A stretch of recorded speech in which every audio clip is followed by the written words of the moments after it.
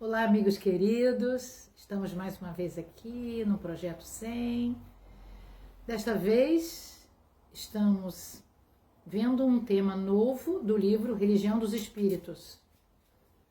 O item é 71, Justiça e Amor, que foi gravado numa reunião pública de 9 de outubro de 1959 e reporta essa lição ao Livro dos Espíritos, questão 876. Eu vou pedir licença para ler para vocês qual é a questão. Com exceção do direito consagrado pela lei humana, qual a base da justiça segundo a lei natural? Kardec perguntou aos espíritos da verdade, a equipe generosa que trouxe para ele o Pentateuco kardeciano. O Cristo vos disse: desejai para os outros o que quererias para vós mesmos. E que disse ele que Deus imprimiu no coração do homem a regra da verdadeira justiça, fazendo que cada um veja respeitados os seus direitos. Ou seja, Deus na nossa consciência. Então, o maior legado que Deus podia nos dar, quando nos criou, dar a sua energia, e essa energia ficar conosco para sempre. Então, na nossa consciência, que está em nós espírito. Então, nós vamos ver que o nosso Emmanuel, através do Chico Xavier, disse: sempre que te reportes à justiça, repara que Deus a fez assistida pelo amor, a fim de que os caídos não sejam aniquilados. Ou seja, o que ele está nos dizendo? Que aqueles que não estão caídos têm que assistir aos outros com muito amor e carinho. É o necessário socorro para aqueles que sofrem. Hoje nós vemos um pouco da nossa falta de olhar com comiseração àquele, porque são tantos sofridos, contextualizando no nosso tempo, aqui na nossa linda cidade de Cabo Frio, nós vemos à noite a quantidade de pessoas sob as marquises, na rodoviária, pessoas hoje pedindo nos semáforos, nos sinais, crianças famintas, esquálidas. E muitas vezes nós parece que nos acostumamos com o sofrimento dos outros. Mas desde 59, o nosso codificador foi revisto por Emmanuel, nos dizendo que não era assim. E ele nos orienta: onde passes, compadece-te dos vencidos, que contemples a margem. Jesus nos trouxe a parábola do bom samaritano, né? Parábola esta em que um homem foi assaltado e ficou caído à beira da estrada. Passou um fariseu, passou um outro de uma outra fonte de estudos, e eles olharam e não pararam, sentiram e seguiram adiante.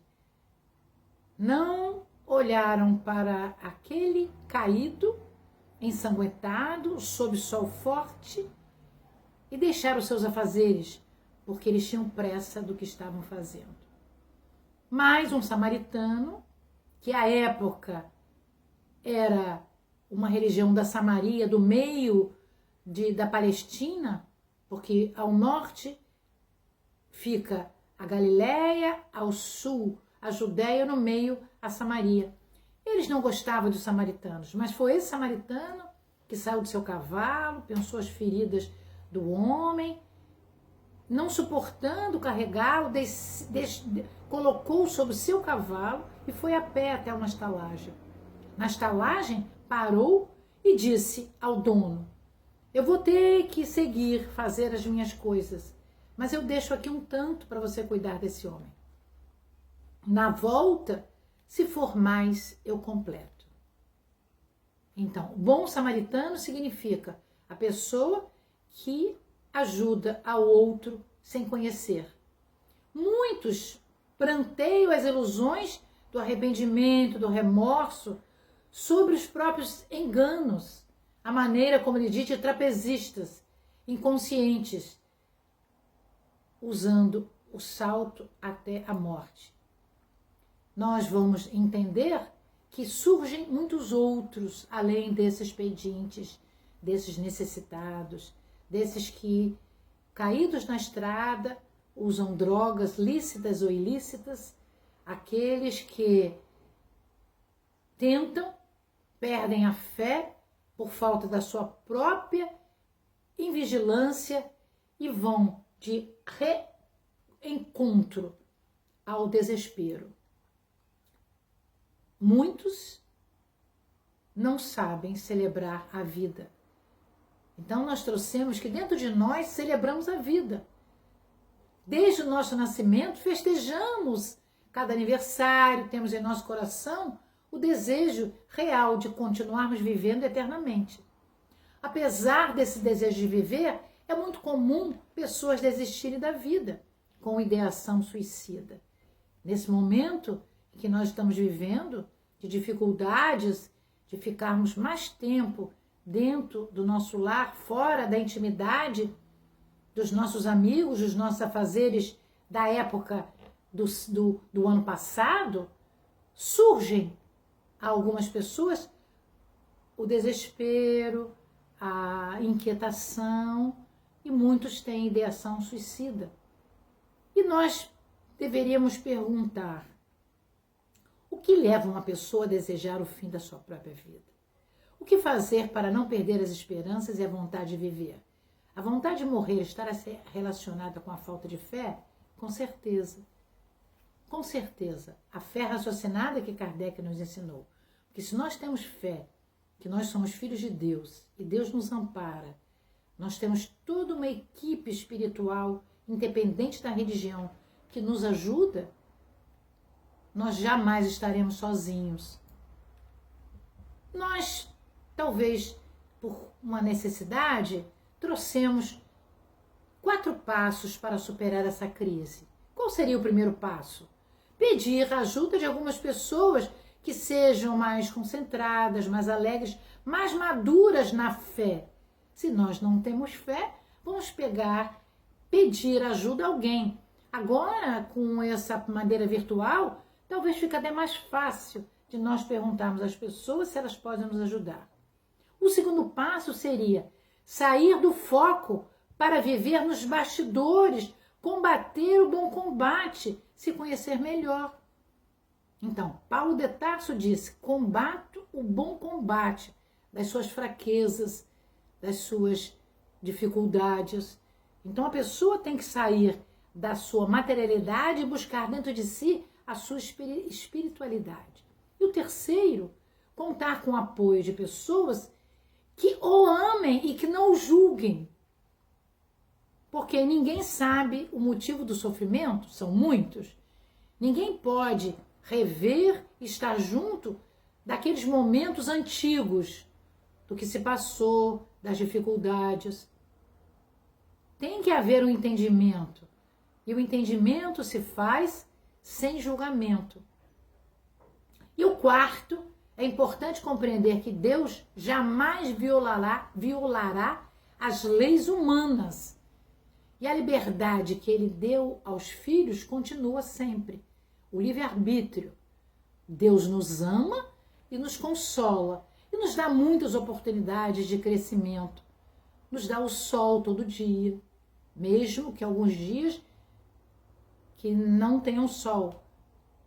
Mas o sol está lá. Nós sabemos que o sol virá.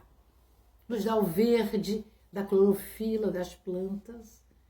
Nos dá as flores maravilhosas. Nos dá os pássaros. Nos dá os animais de estimação que hoje fazem parte da nossa família. os amigos, nos deu o lar, nos deu os professores. Algumas pessoas tiveram mais dificuldades do que nós. E algumas sofrem realmente mais do que nós. Então, às vezes nós tentamos dar o remédio para erguer o mundo, nos diz Emmanuel, mas enche os hospitais, as penitenciárias, reformatórios e manicômios. Para ajudá-los, temos que dar a flama do Cristo no santuário do coração. Ou seja, só a fé forte em Cristo, no governador do planeta, no nosso guia e modelo, de acordo com a questão 625, vai dar à pessoa a super vontade de viver. E todos esses padecentes da estrada têm algo a nos ensinar. Jesus, uma vez passando pela estrada ao longo do Rio Jordão, parou com alguns discípulos. E parou e viu um cavalo morto na estrada. E os discípulos disseram: olha, mestre, está muito mal cheiroso, vamos tirar esse animal daí, que horror, olha a barriga dele como é que está cheia, quanto tempo ele está? E Jesus olhou para eles e disse: olhem, que lindos dentes ele tem. Viu os dentes bonitos, maravilhosos? Às vezes são delitos muito grandes, talvez até monstruosos de desequilíbrio que essas pessoas têm.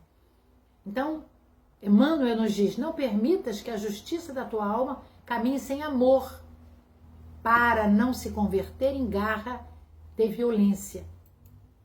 Diante dos vencidos de todas as condições, não mostre desprezo. Não conheces a história desde o início.